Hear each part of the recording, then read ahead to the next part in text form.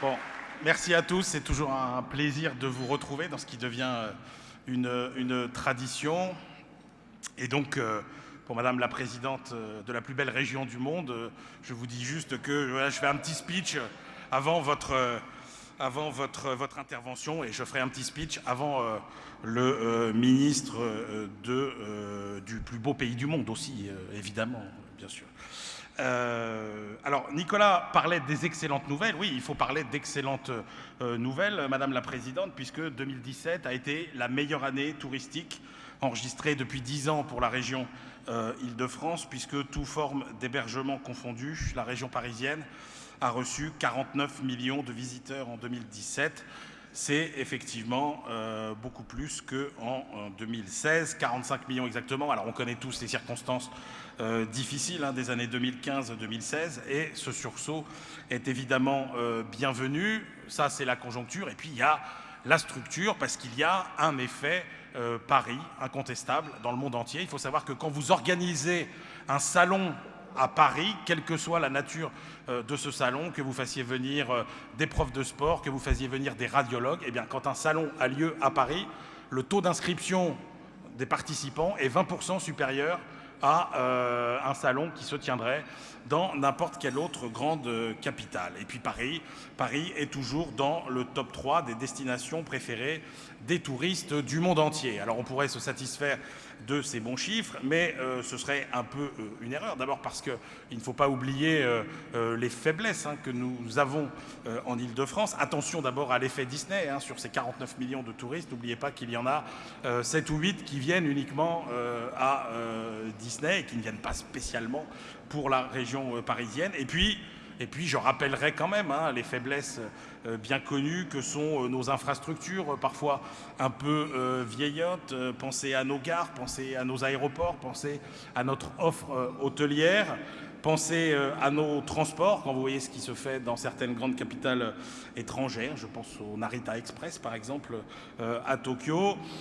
En matière de connexion des transports, il y a beaucoup de progrès à faire, avec en plus toutes les prestations annexes, musées, etc. Attention aux services défaillants, attention à la propreté. Je vous rappelle que dans les classements, Paris, c'est quand même la ville qui est considérée comme une des plus sales d'Europe et une des moins sûres aussi d'Europe.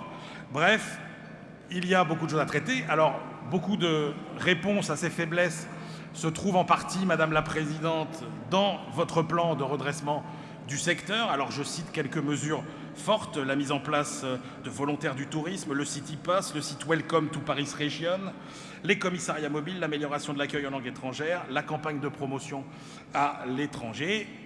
C'est une bonne voie et voilà que là-dessus nous arrivent les Jeux Olympiques de 2024.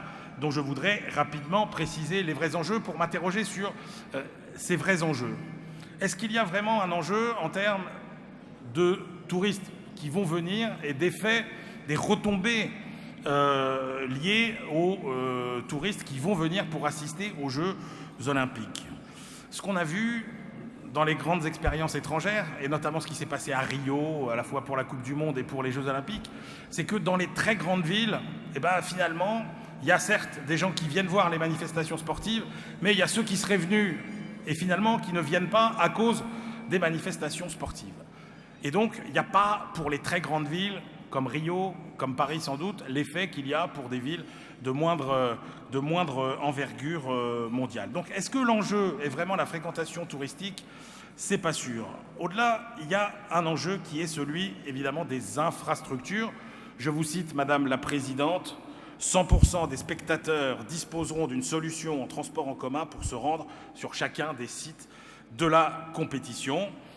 Et là, on se dit qu'effectivement, on touche du doigt l'enjeu, parce que l'enjeu, il est bien là. L'enjeu, c'est bien les infrastructures de transport qui vont être construites pour ces Jeux Olympiques, pour les touristes futurs, bien évidemment, et pour le tourisme d'affaires aussi. Je termine en vous citant cette étude que vous connaissez évidemment, qui est l'étude du Conseil d'analyse économique qui, au moment du Brexit, a étudié un petit peu tous les facteurs qui feraient que les Anglais et les autres étrangers seraient enclins à venir s'installer à Paris. Et le premier moteur de notre attractivité à Paris serait une liaison rapide entre l'aéroport Charles de Gaulle et le centre de Paris.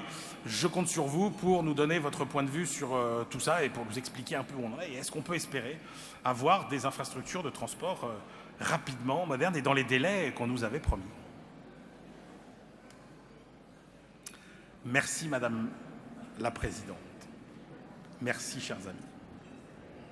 Emmanuel, merci. Je vais donc demander à Valérie Pécresse de venir nous rejoindre sur scène. Madame la Présidente, la scène est à vous. Merci d'être avec nous ce soir.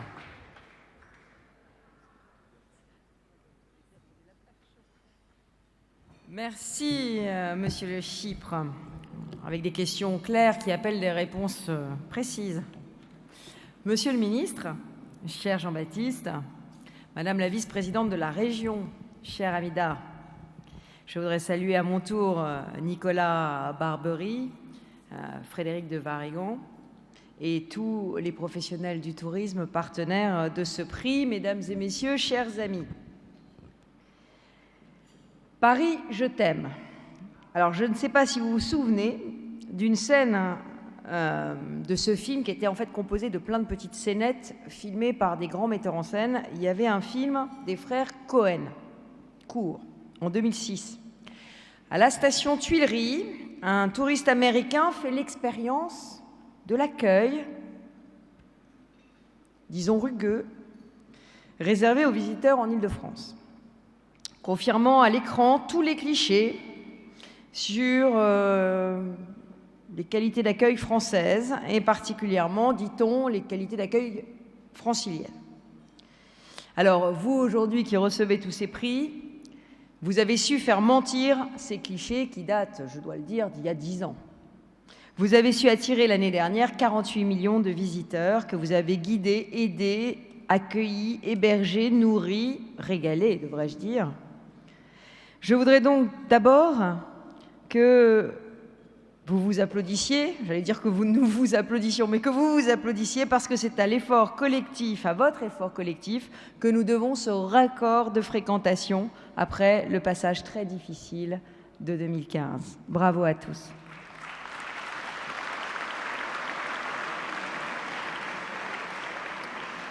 Donc je suis très heureuse d'être avec vous ce soir, ça va sans dire, parce que vous travaillez à faire de l'Île-de-France une destination incontournable. Et tous les prix de ce soir vont récompenser votre immense créativité en la matière. Nous avons ensemble, dans le cadre de nos coopérations, su faire se rencontrer un grand territoire et les attentes de ses visiteurs. Je sais que cette collaboration entre nous va s'approfondir très fortement cette année parce que nous avons tout à y gagner et nous avons tous à y gagner. Je veux d'abord vous dire, vous répéter que la région Île-de-France est votre premier allié. La région, elle s'implique, elle est réactive et elle est créative. Elle s'est impliquée à travers 6 mesures d'urgence qui ont été lancées après les attentats de 2015 avec l'État, la mairie de Paris et les acteurs du secteur.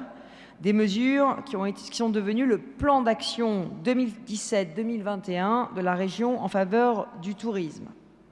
Notre stratégie est claire, il s'agit d'identifier le potentiel des territoires et soutenir tous les projets structurants et ne pas, au contraire, juste saupoudrer des subventions sur toute une kyrielle de projets.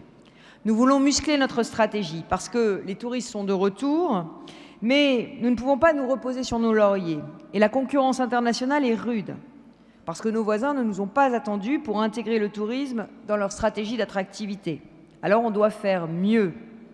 Et on doit faire vite, en saisissant les occasions qui s'annoncent, les opportunités qui s'annoncent, la Ryder Cup en septembre prochain, qui va nous donner à voir à 1 milliard de spectateurs, et puis ensuite la Coupe du monde de football féminin, ensuite l'Euro d'athlétisme, ensuite la Coupe du monde de rugby, et enfin, feu d'artifice, les Jeux olympiques et paralympiques de 2024. Mais vous voyez qu'on a toute une série de très grands événements internationaux sportifs qui vont être autant d'échéances importantes pour nous. Alors pour notre stratégie, nous avons choisi 3 axes. Le premier axe, et c'est notre priorité, pour qu'on demeure la première destination touristique mondiale, c'est l'accueil. L'accueil parce que les touristes se plaignent encore du fait que nous ne parlons pas encore tout à fait tous l'anglais, du fait qu'il reste encore un certain nombre de sujets de sécurité, de propreté, du problème de transport, ça a été dit, et de files d'attente aux frontières. J'ai insisté sur ce point la semaine dernière lors d'une rencontre avec Augustin de Romanet, président d'Aéroports de Paris, qui me confirme que ce problème devrait être réglé dans les semaines qui viennent. Nous avons décidé d'agir pour que les visiteurs se sentent attendus, protégés et accompagnés. C'est pour cela que nous avons déployé depuis 2 ans les volontaires du tourisme sur les grands sites touristiques, tout en musclant l'enseignement des langues. Il y en aura encore 500 partout cet été, visages accueillants pour nos visiteurs, porte d'entrée sur tous nos grands sites. Évidemment, c'est important parce que ça attire aussi des jeunes vers les métiers du tourisme. Ça commence leur formation dès leur BTS tourisme, dès leur formation en langues étrangères. Et c'est important, évidemment, aussi pour vous, parce que les compétences sont importantes. Nous avons décidé de multiplier les actions pour faire de l'Île-de-France une région multilingue. Multilingue, en lançant cette année une application gratuite et accessible à tous qui permettra d'apprendre et de se perfectionner dans les langues étrangères et de traduire les demandes courantes dans toutes les langues. Et l'objectif, c'est d'abord une région bilingue. Il faut que nous parlions tous l'anglais et la région, dans tous les programmes de formation qu'elle ouvrira, que ce soit des programmes de formation initiale ou des programmes de formation pour les demandeurs d'emploi, mettra des cours d'anglais parce que je pense que c'est aujourd'hui un langage indispensable, un vecteur de communication indispensable dans la vie de tous les jours pour une région capitale de la 5e puissance mondiale.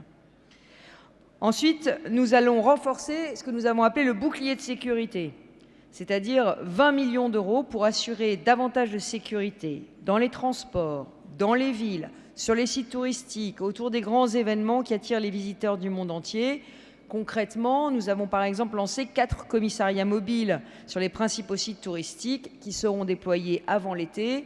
Et nous travaillons à un campus des métiers de la sécurité, à 2 campus des métiers de la sécurité avec le gouvernement, parce que nous avons besoin de former et de recruter dans ces métiers et que c'est évidemment très difficile face aux besoins de sécurité d'avoir des personnes qui sont correctement formées. Enfin, nous avons décidé d'embellir l'Île-de-France, de la rendre propre. C'est pour cela que nous avons mis en place en 2016 un fonds propreté. Ce fonds propreté, je vous le fais connaître parce qu'il a pour but de financer des actions de nettoyage des dépôts sauvages dans toutes les communes franciliennes. Nous y avons consacré pour la première année 1 million, mais nous sommes débordés par la demande. Nous avons aujourd'hui 4 millions d'euros qui seront dépensés en 2018. Et évidemment, notre priorité, c'est les abords des autoroutes pénétrantes dans Paris, évidemment, quand on vient des aéroports. Le second axe de notre stratégie, c'est l'innovation, c'est la transformation numérique et notamment dans le cadre de ce qu'on a appelé la Smart Region Initiative. Alors concrètement, c'est quoi la Smart Region Initiative ? C'est d'abord moderniser radicalement l'offre francilienne grâce au numérique en créant une nouvelle plateforme Internet, Visit Paris Region, qui sera opérationnelle dès cet été. À terme, cette plateforme sera disponible dans 10 langues, permettra de se tenir informé de tous les événements en direct et d'acheter en ligne des prestations touristiques. C'est une plateforme indispensable qui permettra aux visiteurs d'organiser un voyage sur mesure, mais aussi une vitrine pour les professionnels partenaires. Et bien évidemment, nous allons essayer de la déployer dans tous les pays du monde, essayer de la déployer dans des compagnies aériennes, essayer de la déployer, nous allons la déployer sur les corners que nous opérons dans les grands aéroports, etc. Nous attendons évidemment le maximum de partenaires sur cette plateforme. Au rang des outils innovants, nous allons lancer avec Île-de-France Mobilité, avec les musées et les grands acteurs du tourisme, enfin le Paris Region Pass à la rentrée 2018, justement pour la Ryder Cup. Ce sera enfin un titre unique d'accès au transport et aux sites touristiques sur la même carte pour coupler les offres de tourisme, les offres de loisirs et de culture. Grâce au numérique, nous voulons ainsi mieux gérer les flux, les files d'attente. Nous lançons une expérimentation autour de Notre-Dame, au château de Versailles, en ce sens, avec un système de bornes de réservation de billets. Parier sur l'innovation pour améliorer notre offre, c'est aussi soutenir des appels à projets et devancer les tendances. Et à ce sujet, l'Institut d'aménagement et d'urbanisme travaille notamment avec le Welcome City Lab, qui est le premier incubateur dédié au tourisme, afin d'affiner nos parcours clients, je vois qu'ils sont là dans la salle, afin d'affiner nos parcours clients, les individualiser en lien avec l'initiative Smart Region. Et nous ferons se rencontrer un certain nombre de start-up avec les donneurs d'ordre publics, notamment les villes, de façon à ce qu'un certain nombre de nouveaux services en matière de tourisme puissent être mis à disposition des villes. Nous avons un écosystème de start-up qui est extrêmement dynamique en matière de tourisme et il est évidemment important de leur trouver des débouchés dans la région. Notre stratégie, enfin, c'est d'une certaine manière, notre troisième axe, réclame une mobilisation collective. Parce que nous voulons aller plus loin, pour que toutes ces idées puissent efficacement renforcer l'attractivité de l'Île-de-France, parce que nous pensons qu'ensemble, on peut agir, on peut faire encore mieux. Alors, nous allons travailler avec tous les pays partenaires. Je me rendrai d'ailleurs en Chine dans 8 jours, avec le Comité régional du tourisme, Paris Région Entreprises, pour rencontrer les acteurs du tourisme chinois et approfondir notre coopération. Le tourisme, je l'ai dit, est un secteur vraiment prioritaire pour l'Île-de-France. Je ne vous détaillerai pas les retombées de la consommation touristique, mais enfin, pour la seule Île-de-France, c'est 20 milliards d'euros de consommation touristique en 2017, 500 000 emplois directs ou indirects. Donc, bien évidemment, c'est colossal pour nous, mais je reste persuadée que nous sommes encore en sous-utilisation de notre potentiel touristique et qu'un très grand nombre des destinations de l'Île-de-France ne sont en ce moment pas couvertes et que ce sont des destinations qui peuvent répondre à la demande d'un public nouveau, de touristes informés, de touristes à fort niveau de vie et à haut niveau culturel. Alors c'est en mobilisant tous les acteurs du secteur qu'on va pouvoir conforter notre rang de leader. Je vais répondre, parce que je poursuis mon discours, mais je m'aperçois qu'on n'a pas prévu de me faire répondre à la seule question qui vous intéresse. Quand est-ce qu'il y aura des liaisons directes avec les aéroports ? Alors, le gouvernement, mais Jean-Baptiste le confirmera, puisque je parle sous son regard vigilant, a confirmé la date de 2024 pour l'arrivée du métro ligne 14 à Orly.